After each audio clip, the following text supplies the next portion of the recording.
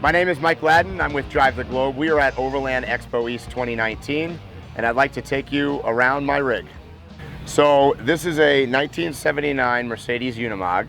I purchased it about 14 years ago out of Switzerland. I shipped it to the United States. My main motivation behind acquiring this vehicle was I wanted a truck to do extended overland travel around the world, and I wanted it to be a diesel power plant. My background is Land Rovers. I had a forward control 101 Land Rover, and that truck was V8 powered, gasoline. Not really set up great for developing world. So a Unimog is sort of loosely a universal farm implement. They designed them to be rugged, and municipalities, particularly in Germany originally, they were able to buy one vehicle to do multiple tasks. That was the big concept behind it. So you could put a lot of implements on it, whether it's snow blowers, plows, powering diesel generators, whatever, you could hook it up to it with a PTO. So the Unimog is sort of a glorified tractor. Here, let me show you around the trailer. So the doors are actually similar to what you would find on a fire truck. They're roll-up doors. I had them custom fabricated and put on here. I originally was going to have a more complicated door system where the stairs folded down and the thing popped up hydraulically. I figured out it was too much weight, and I was worried about how it was going to seal. These are actually perfect. There's no water infiltration through them, and it works out great. So I chose the U.S. military trailer primarily for its ruggedness and strength. I wanted to make the trailer a little bit larger. So I've expanded, by building upwards, I've expanded both the rear, the front, and the sides slightly so that we could get a little bit more room inside. The goal behind the trailer for me was that it was somewhere comfortable to sleep, that I have a full stand-up hot water shower, that I have a desk that folds down in the front here, that I can do work from on the road, and I can produce videos and whatnot. Full kind of computer system, and that it's no setup and no takedown when you go into camp. All my clothes are hanging, so it's kind of like being at home. We have a 3,000 watt inverter, so that way we have 120 AC. I've got a converter, so we have 24 volt and 12 volt accessories that powers this bank right here. So you can see the output is 12.5 volts, so everything that needs 12 volt charging can go here. Everything else is a 24 volt system.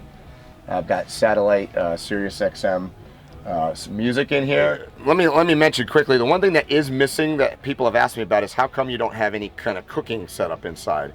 I find particularly when I'm on the road for long periods of time, I really enjoy being outside. And I don't think cooking inside is a great concept. So you're not going to find that in here. I do have my refrigerator. So obviously the food storage is inside. I travel with a Tembo Tusk Skottle. I cook pretty much breakfast, lunch, and dinner on that. So that's all, and it weighs all of about 8 pounds. So the electronic system for this trailer was very important to me. I used pretty much all marine grade quality products. I highly recommend not cheaping out on that part of it. I've got some Red Arc components. I've got Blue Sea, the fuse block here. This is the solar controller. So I have the ability to charge my battery system both from the solar, from the vehicle itself while you're towing it, and we can plug into 120 AC if you're at home or you're in a facility that has that. It was a tough decision. I was going to originally use diesel to power both cooking and heat and the shower. Diesel is not very efficient for that, so I ended up going with propane. So the hot water is fired by propane. I have a Propex heater on board here that is also fired by propane. And my cooking gear, the Tembo Tusk, I can plug into directly to the trailer. So everything works off of the propane. I carry two 20-gallon propane tanks. I have a bathroom on board. It's a full shower system. So hot water shower, it is exactly like taking a shower at your house. If I plugged into a brook, which we did when we were camping 2 weeks ago, I could, in theory, sit here and take a 45-minute hot shower. It's fantastic when you're in camp. On the other side, there's a Thetford cassette toilet. So they tend to be a little rare on the American side. The Europeans have latched onto this. It gives me the ability to not have any black water tank. I have no gray water tank on here. It saves weight on the trailer. And it's just a lot easier to operate. Like I said before, this kind of setup is for extended overland travel, and my plan is to do a around the world trip with this. I'm going to start in North America. I felt like I've been to so many different countries on so many different continents, but I've not spent enough time in the US, ironically. So we're going to start in North America and probably work our way through Central and South America before shipping overseas. So believe it or not, people ask me all the time, what is it like to drive the Unimog?